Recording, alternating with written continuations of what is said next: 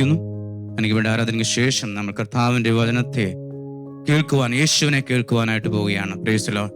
ഇന്നത്തെ പകൽക്കാലം ഡിക്ലെയർ ചെയ്യുകയാണ്, പ്രാർത്ഥനയ്ക്ക് ഉത്തരം തരുന്ന ഒരു ദൈവമാണ്. Praise the Lord. ആമേൻ. ഇന്ന് പകൽക്കാലം എത്ര പേര് സന്തോഷത്തോടെ ദൈവത്തിന്റെ സന്നിധാനത്തിൽ വന്നിട്ടുണ്ട് എങ്കിൽ ദൈവത്തിന്റെ ആത്മാവ് നമ്മളോട് സംസാരിക്കും, വിടുതലോടെ കടന്നു പോകും. ഇന്നത്തെ ദിവസം ടീനേജേഴ്സ്, നിങ്ങൾ ദൈവത്തിന്റെ വചനം ശ്രദ്ധയോടെ കേട്ടാൽ ദൈവം നിങ്ങളിൽ മേൽ ഇന്ന് പൽക്കാലം ദൈവത്തിന്റെ ആത്മാവ് ഇടപെടുന്ന പൽക്കാലമായി തരും. സുപരിചിതമായ ഒരു വാക്യം വായിക്കാം. ലൂക്കോസിന്റെ സുവിശേഷം 1-ാം അധ്യായം അതിന്റെ 13-ാം വാക്യം. Luke chapter 1:13.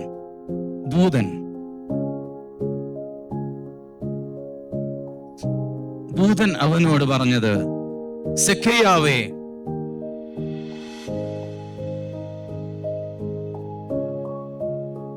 Price the Lord. ആമേൻ.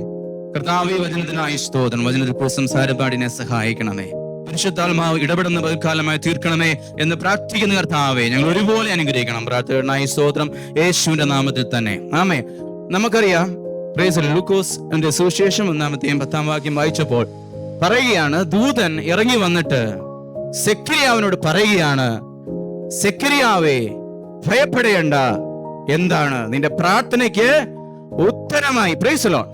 അങ്ങനെയാണെങ്കിൽ ഇന്ന് പകൽക്കാലം ഇവിടെ സഭയെ കടന്നു വന്നിരിക്കുന്ന ദൈവജനത്തോട് ചോദിക്കുന്നു, പ്രാർത്ഥിക്കാതെ നമുക്ക് ഉത്തരം തരുമോ? Price the Lord.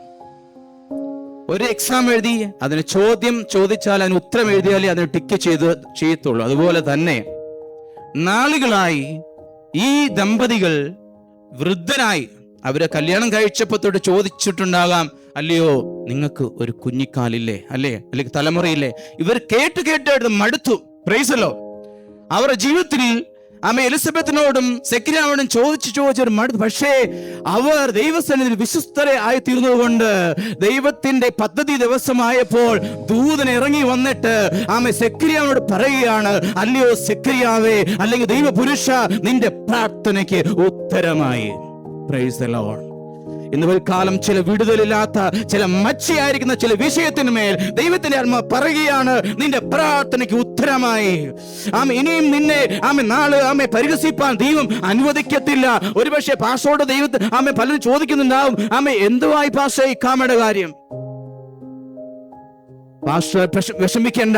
അതിന്റെ മധ്യേ ദൂതൻ ഇറങ്ങി വന്നിട്ട് പറയുകയാണ്, അജിത് പാസ്റ്ററെ, നിന്റെ പ്രാർത്ഥനയ്ക്ക് ഉത്തരമായി. എത്ര പേർക്ക് വിശ്വസിക്കാൻ പറ്റും? ഇന്ന് ഡിക്ലെയർ ചെയ്ത് പ്രാർത്ഥിക്കുന്ന ദൈവത്തിന്റെ ജനമേ, അങ്ങനെയാണെങ്കിൽ നാം നമ്മുടെ വായിൽ ഉരുവാക്കുന്നത് അത് സംഭവിക്കുക തന്നെ ചെയ്യും. ദൈവം ശൂന്യതയുടെ ദൈവമല്ല, ശൂന്യതയിൽ നിന്ന് സകലത്തെ ഉളവാക്കിയ ദൈവമാണ്. അങ്ങനെയാണെങ്കിൽ ഇല്ലാത്തതിനെ ഉള്ളതുപോലെ വിളിച്ചു വരുത്തുന്ന ഒരു ദൈവമാണെങ്കിൽ ഇന്ന് പൽക്കാലം സമാധാനമില്ലേ? ദൈവത്തോട് പറ, സമാധാനം തരുന്ന ദൈവമാണ് യഹോവ. ശാലേമാണ്. നിന്റെ ജീവിതത്തിൽ തോൽവിയാണോ? അവൻ ജയത്തിന്റെ കൊടിയാണ്. അവൻ യഹോവ നിസിയാണ്. യഹോവ നിന്നെ രോഗത്തിൽ സൗഖ്യമില്ലേ? പറ, യഹോവ എന്റെ റാഫയാണ്. അങ്ങനെയാണെങ്കിൽ എന്റെ വായെ പൂട്ടി വെച്ചു കഴിഞ്ഞാൽ, ഒരുപക്ഷെ വീടില്ല എന്നും പറഞ്ഞ് എലിസബത്തും സെഖര്യാവും പ്രാർത്ഥിക്കാതെ ഇരുന്നു എങ്കിൽ ദൂതൻ ഇറങ്ങി വരികയില്ലായിരുന്നു. ദൈവത്തിനൊരു പദ്ധതിയുണ്ട്. എലിസബത്തെ, നിന്നിൽ കൂടി യോഹന്നാൻ എന്നാണ് ഈ ഭൂമി വരേണ്ടത് എന്ന് ദൈവത്തിനൊരു പദ്ധതിയുണ്ട്. ചില വിഷയങ്ങൾ ദൈവം ഉടനെ തന്നെ നമുക്ക് വിടുതൽ തരും. പക്ഷേ ചില വിഷയത്തിലുമേ ദൈവം കാലതാമസം വരുന്നു എങ്കിൽ ദൈവജനം ഓർത്തോണം, ഒരു യോഹന്നാൻ ഇറങ്ങി വരാനാ. മരുഭൂമിയിൽ വിളിച്ചു പറയുന്ന വാക്കിനെ ചെവി കൊടുക്കുവാൻ വേണ്ടി ഒരു യോഹന്നാൻ ഇറങ്ങി വരുവാൻ വേണ്ടിയാണ് ചില വിടുതലില്ലാതെ ചില വിഷയത്തിനുമേൽ താമസങ്ങൾ വരുന്നത്.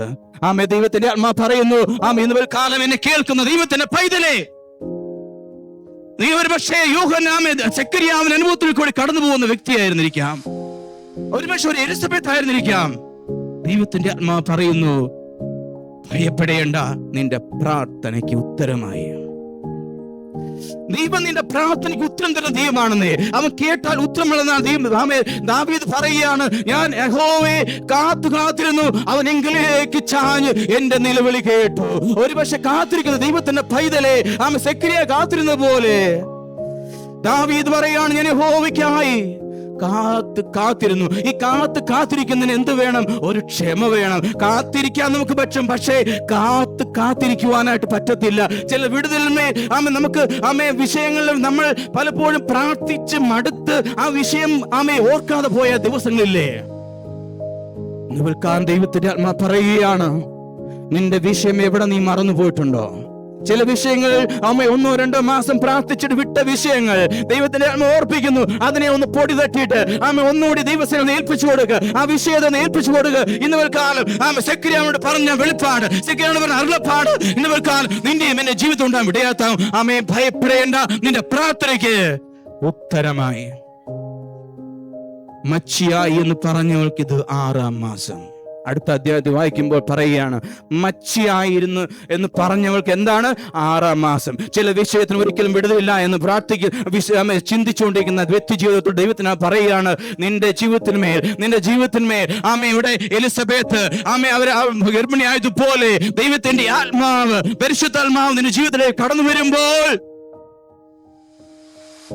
എന്നും വിടുതലില്ലാതിരിക്കുകയില്ല എന്ന് ദൈവത്തിന്റെ ആത്മാവ് പറയുകയാണ്. ഭയപ്പെടേണ്ട, സക്രിയാവെ ഭയപ്പെടേണ്ട എന്ന് അതിന്റെ 10-ാം വാക്യം വിട്ടെ, അതിന്റെ മേളത്തെ 10-ാം വാക്യം ഒന്ന് വിട്ടെ. അത്രയും മതി. സെക്രിയാവ് എന്തെടുക്കുമായിരുന്നു?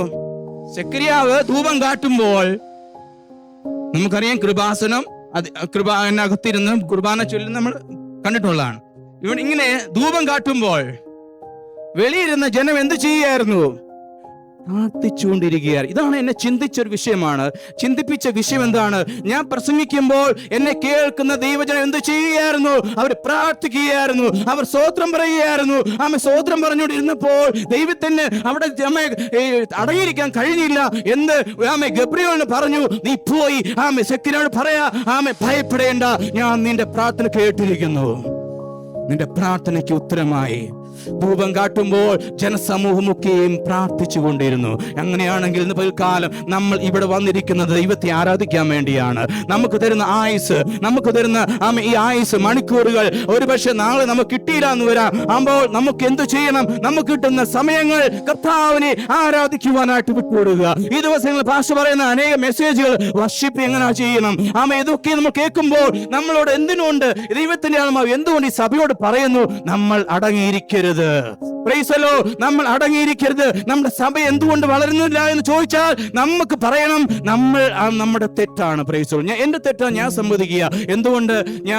എന്റെ പ്രാർത്ഥന കുറവാണ്, ഒരുപക്ഷെ എന്റെ ആരാധന കുറവായിരിക്കാം, ഒരുപക്ഷെ സഭയിൽ കൂടുതൽ ജനം കടന്നു വരാത്തത്. ഇന്ന് കാലം ഏൽപ്പിച്ചു കൊടുക്കുന്ന ദൈവത്തിന്റെ പൈതലേ, ഇത് നാളുകളായ വിഷയങ്ങൾ പ്രാർത്ഥിക്കുന്ന ദൈവത്തിന്റെ പൈതലേ, പ്രാർത്ഥനയ്ക്ക് ഉത്തരമായി ഒരു യോഹന്നാൻ നിന്റെ ജീവിതത്തിൽ കടന്നു വരണമെങ്കിൽ ചില വൈഷമ്യ ഘട്ടത്തിൽ കൂടി കടന്നു പോകേണ്ടത് ആവശ്യമാണ്.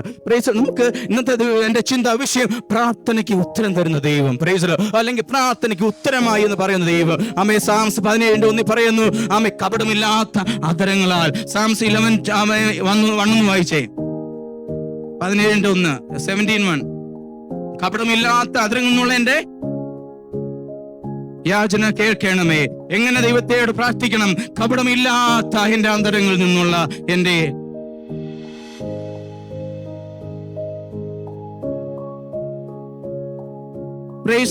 കപടമില്ലാത്ത അതിരിൽ നിന്നുള്ള ഒരു പ്രാർത്ഥനയെ ചെവിക്കൊള്ളുവാൻ ദൈവം കാത് കോർത്തിരിക്കുകയാണ്. നമ്മുടെ നിലവിളിക്കുന്ന ഒരു ഭക്തന്റെ, നിലവിളിക്കുന്ന ഒരു ദൈവജനത്തിന്റെ നിലവിളി കേൾക്കുവാൻ യഹോവയുടെ കാത് നമ്മളെ നോക്കിയിരിക്കുകയാണ്. പക്ഷെ എന്ത് വേണം? കപടമില്ലാത്ത അതിരമാണോ എന്ന് നാം ചിന്തിക്കണം. കപടമില്ലാത്ത അതിരത്തിൽ നിന്നുള്ള എന്റെ പ്രാർത്ഥന ചെവിക്കൊള്ളണമേ. ഹല്ലേലൂയ. ദാവീദ് പറയാൻ, ദാവീദിന് പ്രാർത്ഥിപ്പാൻ കഴിയും. പലവിധമായ കഷ്ടതയിൽ കൂടി കടന്നുപോയ ഒരു ദാവീദ്, പലവിധം പ്രയാസം, ഒരു വശത്ത് ശൗൽ തന്നെ കൊല്ലുവാൻ നോക്കുമ്പോൾ, മറുസ്ഥലത്ത് സ്വന്തം മകൻ അബ്ശാലോം തന്നെ കൊല്ലുവാൻ നോക്കുമ്പോൾ, ദാവീദ് തന്റെ കപടമില്ലാത്ത അതിരം കൊണ്ട് സ്വർഗത്തിലേക്ക് നോക്കി പറയുകയാണ്, അല്ലയോ യഹോവേ, എന്റെ പ്രാർത്ഥന കേൾക്കണമേ. Price the Lord. അങ്ങനെ പറഞ്ഞ ദാവീദ് 121 സങ്കീർത്തനമായി ഞാൻ കണ്ണ് പർവ്വതത്തിലേക്ക് ഉയർത്തുന്നു, എന്റെ സഹായം എവിടെ നിന്ന് വരും? എന്റെ സഹായം ആകാശത്തെയും ഭൂമിയെയും സൃഷ്ടിച്ച യഹോവയുടെ നിന്ന് വരുന്നത് പറയുവാൻ തക്കോണം പ്രാപ്തനാക്കിയെങ്കിൽ ഇന്ന് കാലം എന്റെയും നിന്റെയും ജീവിതത്തിൽ നമ്മുടെ അതരങ്ങുന്നുള്ള പ്രാർത്ഥന ദൈവത്തിലേക്ക് എത്തണമെങ്കിൽ അതെന്തുണ്ടായിരിക്കണം? അതിൽ കപടമുണ്ടാകരുത് എന്ന് ദൈവത്തിന് ഓർപ്പിക്കുകയാണ്. ദൈവം പ്രാർത്ഥിച്ചപ്പോൾ ഉത്തരം കിട്ടിയ ചില വിഷയങ്ങൾ കടന്നു വരാം. ആമേ ഉൽപ്പത്തി പുസ്തകം 25-21 ഇസഹാക്ക് തന്റെ ഭാര്യയ്ക്ക് വേണ്ടി പ്രാർത്ഥിച്ചു. ഉൽപ്പത്തി ജനസിസ് ചാപ്റ്റർ 25-21.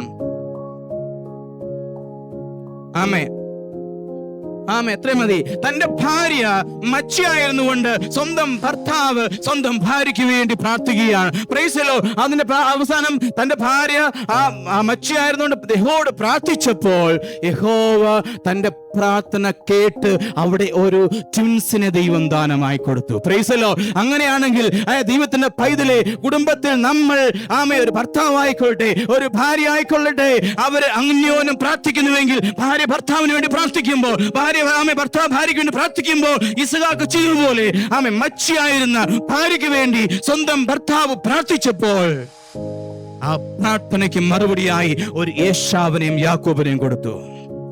അങ്ങനെയാണെങ്കിൽ ദൈവത്തിന്റെ പൈതലെ, ഒരു വെടിക്ക് രണ്ട് പക്ഷി എന്ന് പറഞ്ഞതുപോലെ ഇതാ പ്രാർത്ഥിച്ചപ്പോൾ, മച്ചിയാർ തന്റെ ഭാര്യയ്ക്ക് വേണ്ടി പ്രാർത്ഥിച്ചപ്പോൾ ഇതാ അവർ ഏശാവിനെയും യാക്കോബിനെയും ദൈവം രണ്ട് ജാതികളെ അവിടെ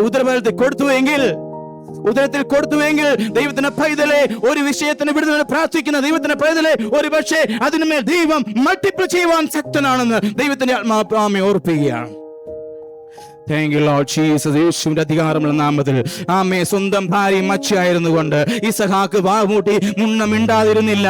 തന്റെ ദൈവത്തോട് നിലവിളിച്ചു, എന്ത് ഇവളെ ഒന്നും നോക്കണമേ, ഇവളെ ഒന്ന് തൊടണമേ, ഞങ്ങളുടെ നിന്നെ ഒന്ന് മാറ്റണമേ, ഞങ്ങൾ മറ്റോടും നിന്ന പാത്രമായി തീർന്നിരിക്കുന്നു എന്നുള്ള ആ നിന്നെ മാറ്റുവാൻ തക്കവണ്ണം ഇസഹാക്ക് റെബേക്കയ്ക്ക് വേണ്ടി പ്രാർത്ഥിച്ചപ്പോൾ അവരുടെ ജീവിതത്തിലേക്ക് രണ്ട് ജാതികൾ, ഏശാവും ഇസ്രായേൽ എന്ന് വിളിക്കുന്ന യാക്കോബും കടന്നു വന്നുവെങ്കിൽ ഇന്ന് കൊടുത്ത ദൈവത്തിന്റെ പൈതലെ, അങ്ങനെയാണെങ്കിൽ നമുക്ക് ഇയ്യോബിന്റെ പുസ്തകത്തിൽ ചെന്നാൽ ഇയ്യോബ് 42:10 വായിക്കുമ്പോൾ ഇയ്യോബ് തന്റെ സ്നേഹിതന്മാർക്ക് വേണ്ടി പ്രാർത്ഥിച്ചു. Job chapter 42:10.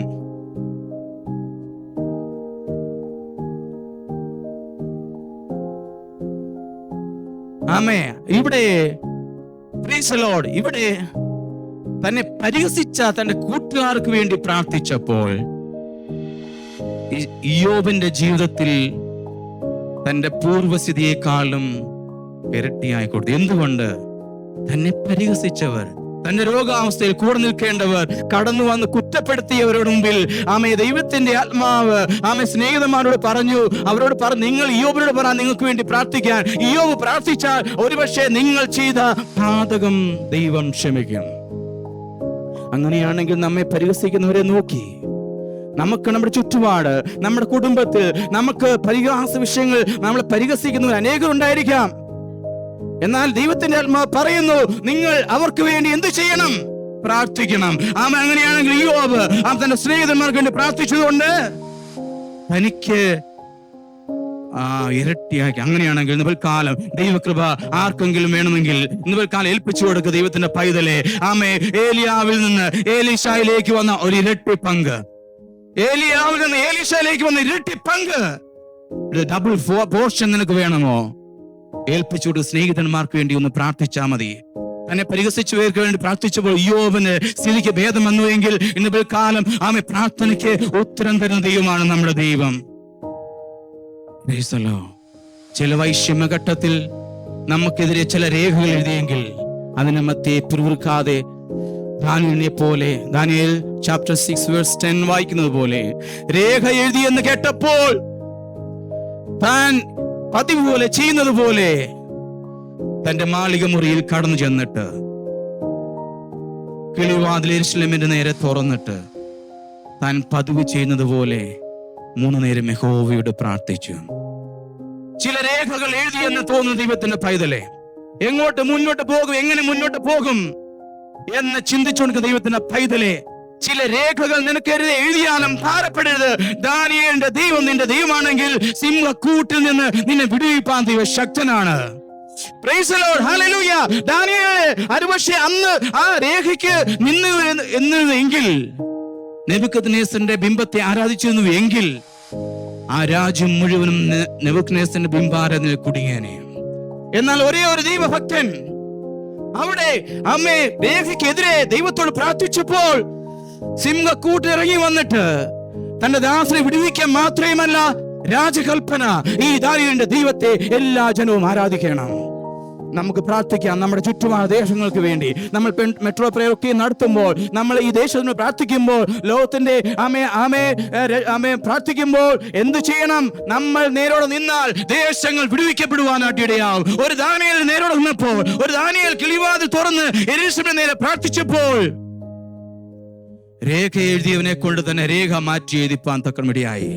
അങ്ങനെയാണെങ്കിൽ ദൈവത്തിന്റെ പൈതലെ എസ്തേറിന്റെ ജീവിതത്തിലേക്ക് നോക്ക്. മൊർദെഖായിക്കെതിരെ നിന്ന യഹൂദ ജനത്തെ നിഷ്പേക്ഷികൾ വന്ന ഹാമാന്റെ ശക്തിയെ തന്റെ യഹൂദന്മാർ തന്റെ ജനത്തിന് വേണ്ടി ഉപവസിച്ചപ്പോൾ ആ രേഖയെ മാറ്റി എഴുതിയെങ്കിൽ മോതിരം ഊരിയിട്ട് മൊർദെഖായിയുടെ കയ്യിലും കൊടുത്തു നിങ്ങൾക്ക് ഇഷ്ടം പോലെ ചെയ്യുവാൻ തക്കണം പറഞ്ഞ ദൈവമാണ് നമ്മുടെ ദൈവം. ഒരു എസ്തേറിന്റെ ദൈവം, ഒരു മൊർദെഖായിയുടെ ദൈവം, ഒരു ദാനിയേലിന്റെ ദൈവം, ഒരു യോബിന്റെ ദൈവം, ഒരു ദാവീദിന്റെ ദൈവം ഇന്ന് പിൽക്കാലം നമ്മുടെ ദൈവമാണ്. നമ്മുടെ കുറിവാക്യം എന്താണ്? പ്രാർത്ഥനയ്ക്ക് ഉത്തരമായി ഇസ്ഹാക്ക് പ്രാർത്ഥിച്ചപ്പോൾ തന്റെ ഭാര്യയ്ക്ക് വിടുതൽ കിട്ടിയെങ്കിൽ, യോബ് പ്രാർത്ഥിച്ചപ്പോൾ തന്റെ സ്ഥിതി ഇരട്ടിയായെങ്കിൽ, പകൽക്കാലം ഏൽപ്പിച്ചു കൊടുക്കുന്ന ദൈവത്തിന്റെ പൈതലെ രക്തത്താൽ വചനത്താൽ ജയമെടുത്ത് പ്രാർത്ഥന രേഖകൾ എഴുതി മാറ്റുന്ന ദൈവം. Praise the Lord. എന്നെ കേൾക്കുന്ന ദൈവത്തിന്റെ പൈതൽ നിരാശപ്പെടരുതേ. ഒരുപക്ഷെ അടുത്ത നിമിഷം ചില രേഖകൾ നിനക്കും എനിക്കും നേരെ എതിരായിട്ട് വന്നിട്ടുണ്ടോ എങ്കിൽ എഴുതിയാൽ പോലും ഭാരപ്പെടരുത്. രേഖ എഴുതിച്ചവനെ കൊണ്ട് തന്നെ രേഖയെ മാറ്റി എഴുതുവാൻ എന്റെ ദൈവം ശക്തനാണ്. സിംഹത്തിന്റെ വിഴുകിക്കളയല്ലേ ഇപ്പൊ തന്നെ തവിട് പൊടിയാകും ചിന്തിച്ച ലോകത്തിന്റെ പ്രഭുക്കന്മാർ. എന്നാൽ തന്റെ പ്രാർത്ഥനയെ കണ്ട് കടാശ ദൈവം തന്റെ ദൂതനെ അയച്ച് സിംഹത്തിന്റെ വായെ അടപ്പിച്ച ഒരു ദൈവം. ജോലി ചെയ്യുന്ന മേഖലകളിൽ ചില സിംഹങ്ങളുണ്ട്, ആത്മീയ ഗോളത്തിൽ ചില സിംഹക്കുട്ടികളുണ്ട്. ഭാരപ്പെടരുത്. സിംഹത്തിന്റെ വായെ അടയ്ക്കുവാൻ സ്വർഗത്തിലെ ദൈവം തന്റെ ദൂതനെ അയക്കാൻ പോവുകയാണ്. Praise the Lord. ഇന്ന് പൽക്കാലം ഏൽപ്പിച്ചു കൊടുക്ക്. നമുക്ക് വേഗത്തിൽ അടുത്ത അപ്പോസ്തല പ്രവൃത്തി 10-ാം അധ്യായത്തിലേക്ക് ഒന്ന് കടന്ന് വന്നാട്ട്. അപ്പോസ്തല പ്രവൃത്തി 10-ാം അധ്യായം അതിന്റെ 1-2 വാക്യം ഒന്ന് വായിച്ചേ. ആമേൻ.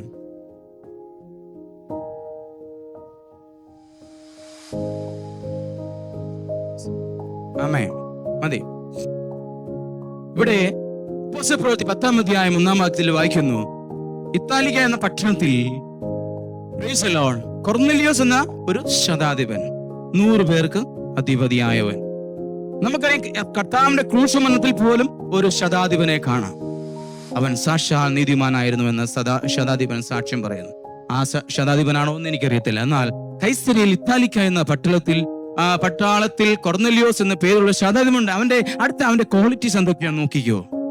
അടുത്ത 1-ാമത്തെ ക്വാളിറ്റി എന്താണ്? അവൻ ആരായിരുന്നു? അവൻ ഭക്തനായിരുന്നു. ഫസ്റ്റ് ക്വാളിറ്റിയാണ് അവൻ ഭക്തനായ. ഇംഗ്ലീഷ് എന്താ മോളെ പ്രിയ? ഇംഗ്ലീഷ് എന്താ എടുത്തേക്കുന്നത്? ഭക്തൻ എന്നുള്ളത് devote man. Price the Lord. അവൻ ആരാ? അപ്പം കൊർന്നേലിയോസിന്റെ ജീവിതത്തിൽ അവന്റെ ഫസ്റ്റ് ക്വാളിറ്റി എന്തായിരുന്നു? ഭക്തനായിരുന്നു. 2-ാമത്തെ, തന്റെ സകല ഗൃഹത്തോടും കൂടെ ദൈവത്തെ ഭയപ്പെടുന്നവനായി. Second quality. അവൻ മാത്രമല്ല, അവന്റെ സകല ഗൃഹത്തോടും കുടുംബത്തോടും ചാർച്ചക്കാരോടും ചേർന്ന് ദൈവത്തെ ഭയപ്പെടുന്നവനുമായി. 3-ാമത്തെ ക്വാളിറ്റി, ജനത്തിന് വളരെ ധർമ്മം കൊടുത്തു. Price the Lord. ജനത്തിന് എന്താ കൊടുത്തത്? വളരെ ധർമ്മം. ജനത്തെ സഹായിക്കുന്ന ഒരു വ്യക്തിയായിരുന്നു. Price the Lord. നമ്മുടെ ജീവിതത്തിൽ പ്രാർത്ഥനയുണ്ട്, ഗൃഹത്തോടു കൂടെ ദൈവത്തെ ഭയപ്പെടുന്ന വ്യക്തിയാണ്. അത് മാത്രമല്ല, ജനത്തിന് വളരെ നന്മ ധർമ്മം കൊടുത്തവൻ പ്രാർത്ഥിച്ചും പോകുന്നു. ഞാൻ എല്ലാം വായിപ്പിക്കുന്നില്ല. ഇത്രയും ക്വാളിറ്റിയുള്ള ഒരു ദൈവഭക്തനായ വ്യക്തിയോട് ദൈവത്തിന്റെ പറയുകയാണ്. അടുത്ത വാക്യങ്ങളിൽ തന്റെ ദൂതനെ അയച്ചിട്ട് പറയുകയാണ്, കൊർന്നേലിയോസേ, നിന്റെ പ്രാർത്ഥനയ്ക്ക് ഉത്തരമായി നിന്റെ പ്രാർത്ഥന ദൈവം കേട്ടിരിക്കുന്നു. ഇത്രയും ക്വാളിറ്റിയുള്ള മനുഷ്യനോട് ദൈവം ദൂതനിറക്കിയിട്ട് പറയുകയാണ്, നിന്റെ പ്രാർത്ഥന ദൈവം കേട്ടിരിക്കുന്നു, പക്ഷേ ഒന്ന് ചെയ്യാൻ പറഞ്ഞു. നീ ഇപ്പോൾ തന്നെ യോപ്പയിലേക്ക് ആളയച്ച് പത്രോസ് എന്ന മറുപേരുള്ള ശീമോനെ നിന്റെ വീട്ടിൽ വരുത്തുക. പലപ്പോഴും നാം ചിന്തിക്കുന്ന വിഷയമാണ്, ഈ ലോകത്ത് അനേകർ ചിന്തിക്കുന്ന വിഷയമാണ്, ചില നന്മകൾ ചെയ്താൽ, ചില പുണ്യപ്രവൃത്തി ചെയ്താൽ സ്വർഗത്തിൽ പോകാം. ശതാധിപനായ കൊർന്നേലിയോസും ചിന്തിച്ചിരുന്നിരിക്കാം, ഞാൻ ഇത്രയും നന്മ ചെയ്യുന്നു, ഞാൻ ദൈവത്തോട് പ്രാർത്ഥിക്കുന്നു. പക്ഷെ ദൈവം കണ്ടത് ഇവൻ ചില പ്രവർത്തികൾ, ചില കൽപ്പനകൾ അനുസരിച്ചാൽ മാത്രമേ സ്വർഗത്തിൽ പോകത്തുള്ളൂ. കൊർന്നേലിയോസ് പറയാ, നീ എല്ലാ കാര്യം ചെയ്തു, പക്ഷേ നീ വചനം കേൾക്കണം. Praise the lord. ശതാധിപൻ വചനം കേട്ടിട്ടില്ല ഇതുവരെ.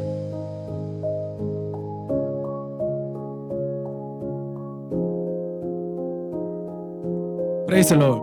ദൈവത്തിന്റെ വചനം അനുസരിപ്പാൻ ഉള്ളത് പറയുകയാണ്.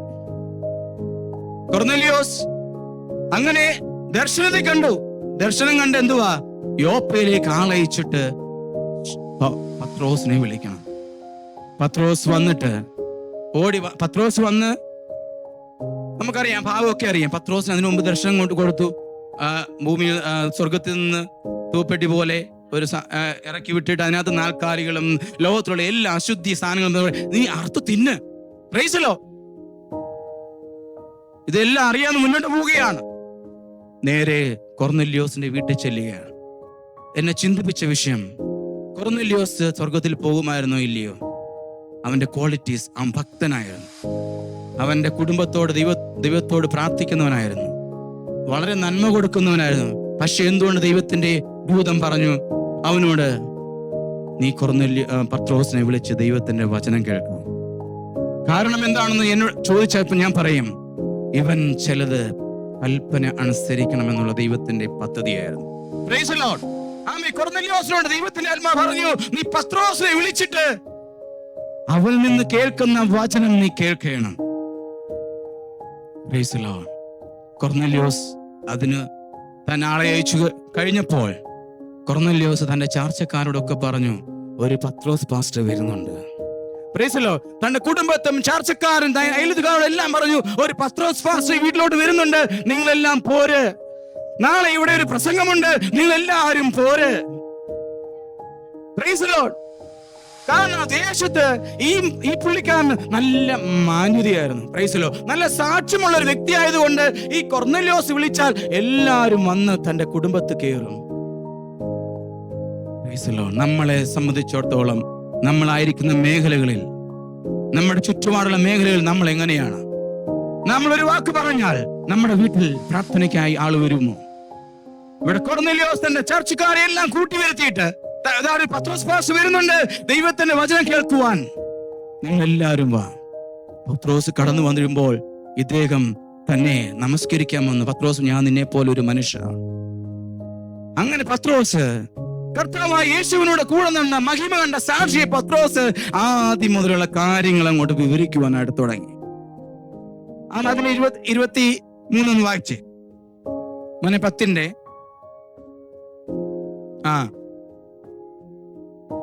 അത്ര അത് മുന്നോട്ട് വരട്ടെ. 10 37 38 വായിച്ചേ.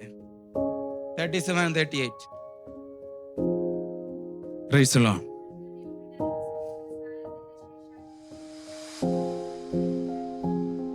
നിങ്ങൾ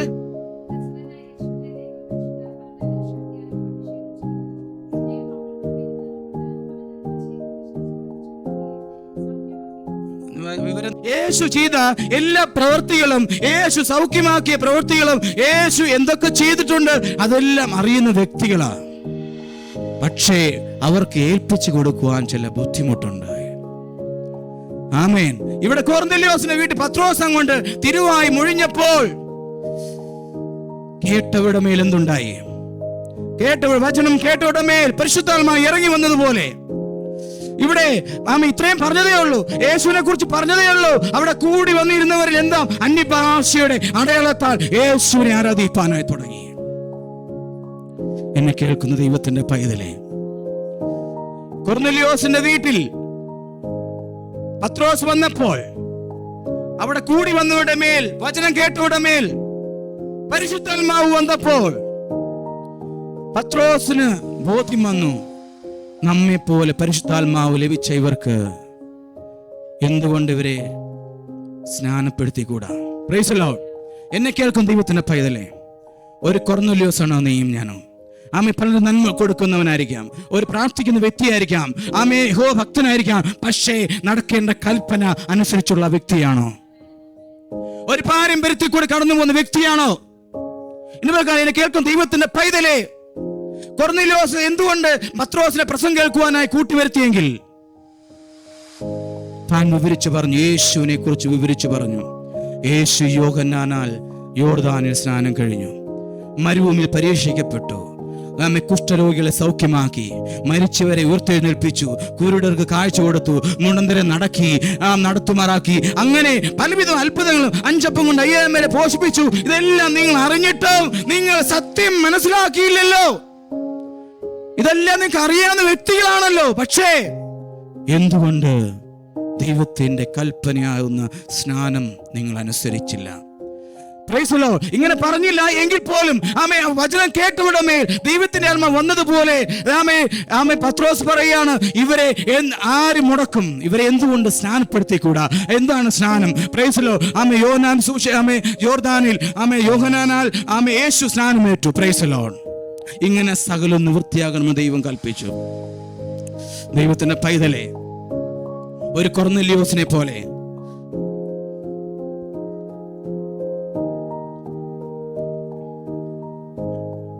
നമ്മെ പോലെ 10:47 നമ്മെ പോലെ 10:47 വായിച്ചേ.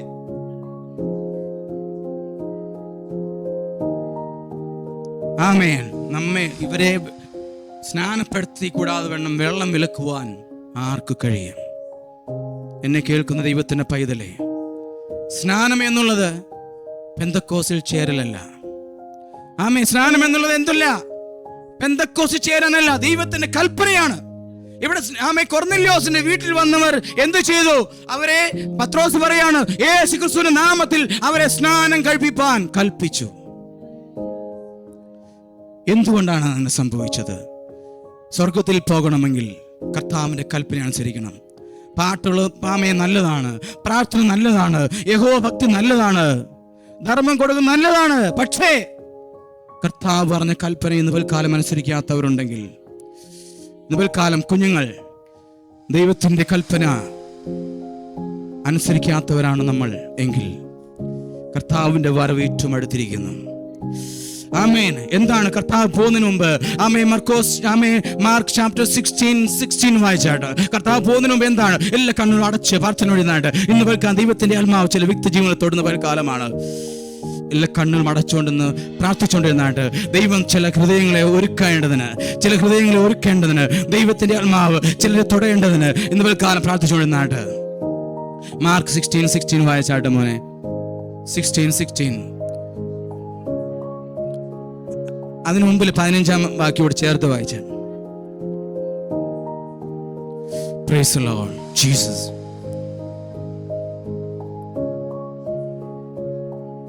ആമേൻ.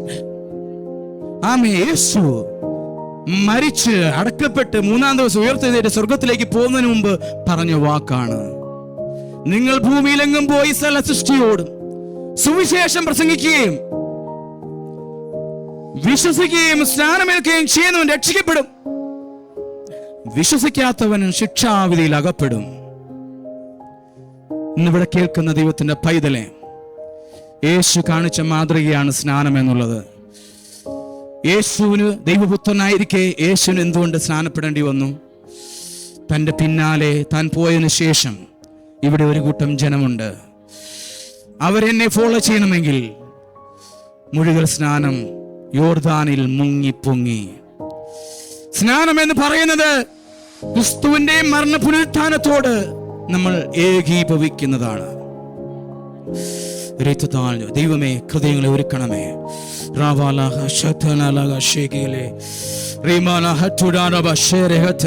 ഇന്ന് പലകാലം ദൈവത്തിന്റെ ആത്മാവ് ചില വ്യക്തികളെ തൊടണമേ കർത്താവേ. ഞങ്ങൾക്ക് പ്രാർത്ഥനയ്ക്ക് ഉത്തരം തരുന്ന ദൈവമാണല്ലോ ദൈവമേ. ഉടമാന ഗ്രേസ് വേ ചർച്ചിൽ ദിവസങ്ങളിൽ സ്നാന ശുശ്രൂഷ നടക്കണം ദൈവമേ. നിങ്ങൾ വായി കൊണ്ട് പറയുന്നത് സംഭവിക്കും. ഇന്ന് വെക്കാൻ വിശ്വസിച്ചുകൊണ്ട് പറ. ആമേൻ. നമ്മുടെ ഗ്രേസ് വേ ചർച്ചിൽ ചില വ്യക്തി ജീവിതങ്ങൾ യേശുവിനെ ജലത്തിൽ സാക്ഷീകരിക്കണം. ഇന്ന് വെക്കാൻ ദൈവത്തിന്റെ ആത്മാവ് സംസാരിക്കുന്നു. ആമേ. ദൈവത്തിന്റെ ആത്മാവ് നിങ്ങളെല്ലാം ഹൃദയം പൂർവ്വമായി ദൈവത്തിന്റെ കരങ്ങൾ ഏൽപ്പിച്ച് നിങ്ങളുടെ കുടുംബങ്ങളിലുള്ള വ്യക്തി ജീവനെ ഓർത്ത് പ്രാർത്ഥിക്കുന്ന പൽക്കാലമായി തീരട്ടെ. ദൈവമേ, നിങ്ങൾ ഏൽപ്പിച്ചു കൊടുക്ക്. നിങ്ങളുടെ കുടുംബങ്ങളിൽ ഏതൊക്കെ വ്യക്തി ജീവനുണ്ടോ അവരെല്ലാം ഈ പൽക്കാലം ഓർത്താട്ട്. ഒരു നിമിഷം നമുക്ക് എണ്ണിച്ച് നിൽക്കാമെങ്കിൽ ഒരു 5 മിനിറ്റ്, ഞാൻ ഒരു നിമിഷം 5 മിനിറ്റ് കൊണ്ട് അവസാനിപ്പിക്കും. എന്നിരിക്കാമോ? നമ്മുടെ കുറിവാക്യം മച്ചിയായിരുന്നവർക്ക് തലമുറയെ കൊടുത്ത ദൈവമാണ്. സെക്രിയാവിന് ഉത്തരം കൊടുത്ത ദൈവമാണ്. ഇസഹാക്ക് പ്രാർത്ഥിച്ചപ്പോൾ ഉത്തരം കൊടുത്ത ദൈവമാണ്. ഇയ്യോബ് പ്രാർത്ഥിച്ചപ്പോൾ ഉത്തരം നൽകിയ ദൈവമാണ്. ഏലിയ പ്രാർത്ഥിച്ചപ്പോൾ ഉത്തരം നൽകിയ ദൈവമാണ്. ദാവീദ് പ്രാർത്ഥിച്ചപ്പോൾ ഉത്തരം നൽകിയ ദൈവമാണെങ്കിൽ പത്രോസ് തബീതായെ ഉയർപ്പിച്ചതുപോലെ പത്രോസ് തബീതായെ ഉയർപ്പിച്ചതിന് ശേഷം താൻ അടങ്ങിയിരുന്നപ്പോൾ ഒരു ജാതിക്ക് കൊടുത്ത ദർശനത്തിന്റെ ഫലമായി ആ കുടുംബത്തിലുള്ളവരൊക്കെയും സ്നാനപ്പെട്ട ദൈവത്തിന് അനുസരിച്ചു എങ്കിൽ കുഞ്ഞുങ്ങൾ ടീനേജേഴ്സ്, നിങ്ങൾ ദൈവത്തിന് ഏൽപ്പിച്ചു കൊടുത്താൽ ബാപ്റ്റിസമാണ്. ബാപ്റ്റിസം എന്തിനു വേണ്ടി? ആ ദൈവത്തിന്റെ കൽപ്പന, കമാൻഡ്മെന്റ് ഓഫ് ഗോഡ് എന്ന് ഏൽപ്പിച്ചു. ആമേ. ടീനേജേഴ്സ്, നിങ്ങൾ യേശുവിനെ സ്വീകരിക്കുവാൻ തയ്യാറാണോ? നിങ്ങൾക്ക് യേശുവിനെ വേണമോ? ദൈവജനം പ്രാർത്ഥിച്ചുകൊണ്ട് ഹൃദയങ്ങളെ ഒരുക്കുന്ന ഇന്ന് പരിശുദ്ധാത്മാവ് ഹൃദയങ്ങളെ തൊടുന്നു. ആമേ. യേശുവേ, ഉത്തരമുള്ള കർത്താവേ, ചില ഹൃദയങ്ങളെ തൊടണമേ. കല്ലായ ഹൃദയങ്ങൾ ഉരുക്കണമേ. പരിശുദ്ധാത്മാവിന്റെ ശക്തി വ്യാപരിക്കട്ടെ. വായുകളെ തുറന്ന്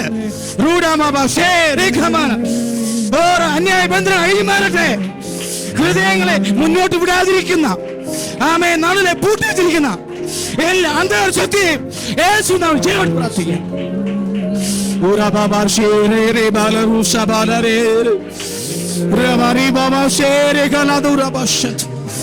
ആത്മാവിന്റെ ശക്തി ഹൃദയങ്ങൾ ഒരുക്കുന്ന ദൈവം. നിന്റെ വായെ വിസ്താര തുറക്ക്. നിന്റെ വായെ വിസ്താര തുറക്ക്. നീ മനുഷ്യന്റെ മുമ്പിലല്ല. ഇവിടെ മനുഷ്യന്റെ മുമ്പിൽ ദൈവത്തെ നീ പയറ്റ് പറയുന്നില്ല എങ്കിൽ സ്വർഗത്തിൽ നിന്റെ ദൂതന്മാർ നിനക്ക് വേണ്ടി പ്രാർത്ഥിക്കില്ല.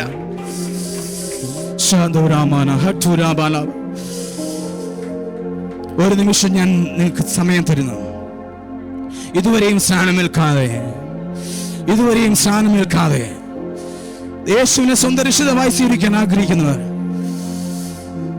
നിങ്ങൾ മുൻപ് നോക്കണ്ട, നാളെ എന്താ ചിന്തിക്കേണ്ട, കുടുംബത്താരുമില്ല ചിന്തിക്കേണ്ട. കൈകളെ ഉയർത്താമെങ്കിൽ ലിഫ്റ്റ് യുവർ ഹാൻഡ്സ്. യേശുവിന്റെ നാമം മഹത്വപ്പെടട്ടെ. എനിക്ക് യേശുവിനെ വേണം, യേശുവിന്റെ കൽപ്പനയാന്ന് സ്നാനമേൽക്കണമെന്ന് ചിന്തിക്കുന്ന ദൈവത്തിന്റെ പൈതലെ കൈ lift your hands. I need Jesus Christ in my life.